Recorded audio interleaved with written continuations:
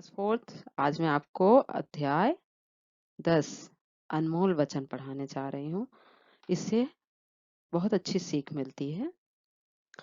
प्रस्तुत पाठ में 3 कवियों के अनमोल वचन दिए गए हैं। अनमोल वचन जीवन के वे अनुभव होते हैं जिनके पालन मात्र से मानव का जीवन शांतिमय हो जाता है।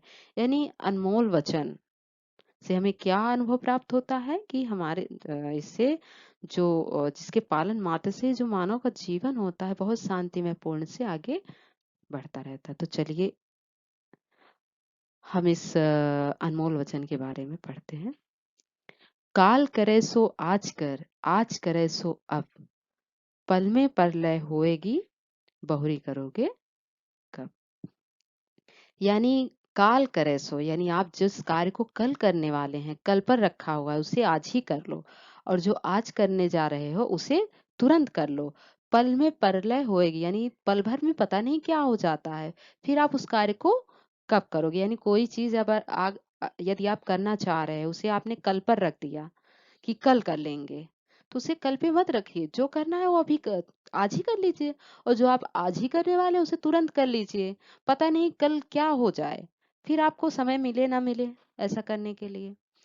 ऐसी बानी बोलिए, मन का आपा खोए, औरन को शीतल करे आपहु शीतल होए। यानी हमेशा हमें ऐसी बानी, ऐसे शब्दों का प्रयोग करना चाहिए जिससे दूसरे आपसे खुश रहे, उनका हृदय आपकी बातों को सुन के थोड़ा शीतल हो और आपका भी मन खुश रहे। यानी आपके मीठे वचन से ही लोग भी प्रसन्न रहेंगे और आप स्वयं अपने आप से भी खुश रहेंगे।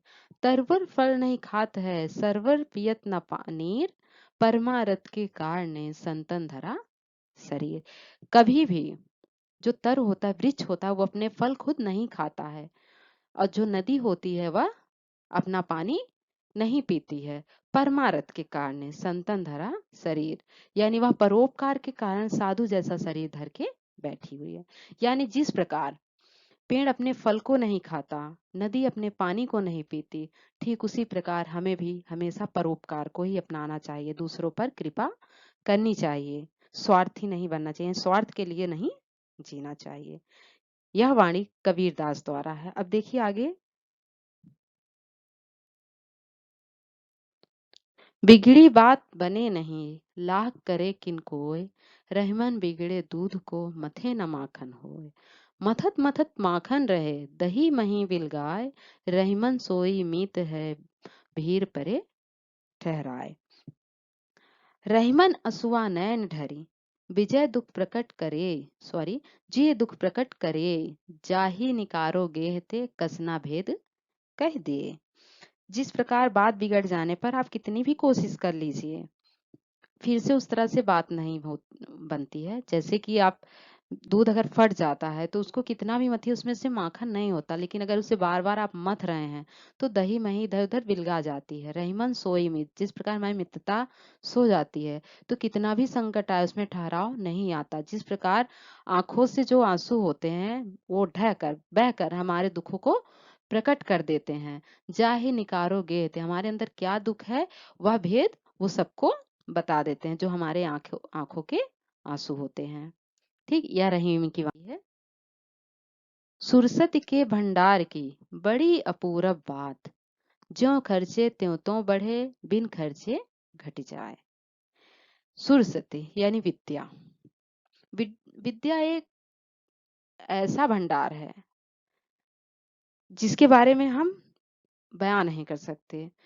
ज्यों ज्यों खर्चे, इसे जितना भी हम खर्च करेंगे ये उतना ही बढ़ता जाता है, और अगर हम इसे खर्च नहीं करते तो यह घटता जाता है, यानी यह कम होता जाता है। विद्या विद्या एक ऐसा भंडार है कि हम इसे जितना बांटेंगे, जितना फैलाएंगे, वह उतना ही बढ़ता जाएगा। उसका फल हमें उतना ज्यादा मिलेगा। लेकिन अगर इसे हम बचा के रखना चाहेंगे तो ये उतना ही हमारे पास कम होता चला जाएगा। विद्या धन उदमय बिना, कहो जुपावे कौन, बिना डुलाए ना मिले ज्यों पंखा के पौन।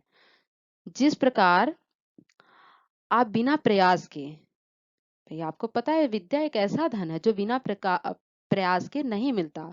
ऐसा कौन व्यक्ति है जो बिना प्रयास के विद्या को पाले? जिस प्रकार पंखे को बिना हिलाए आप हवा नहीं पा सकते, ठीक उसी प्रकार आप विद्या के धन को बिना प्रयास के नहीं पा सकते। मधुर वचन ते जात मिति उत्तम जन अभिमान, यानी आपके जो मधुर वचन होते हैं, उसे बोलने से जो लोग होते हैं उनका अभिमान चूर चूर होता है। तनिक शीत जल सो मिटे जैसे दूध उपान, ठीक उसी प्रकार जैसे दूध में उफान आने लगता है, दूध बहने लगता है, तो आप शीतल जल का उसमें छींटा मारते हो तो दूध नीचे चला जाता है। ठीक उसी प्रकार हमारे मधुर वचन से हम एक अच्छे उत्तम जन माने जाते हैं। ठीक, ये वृंद के अनमोल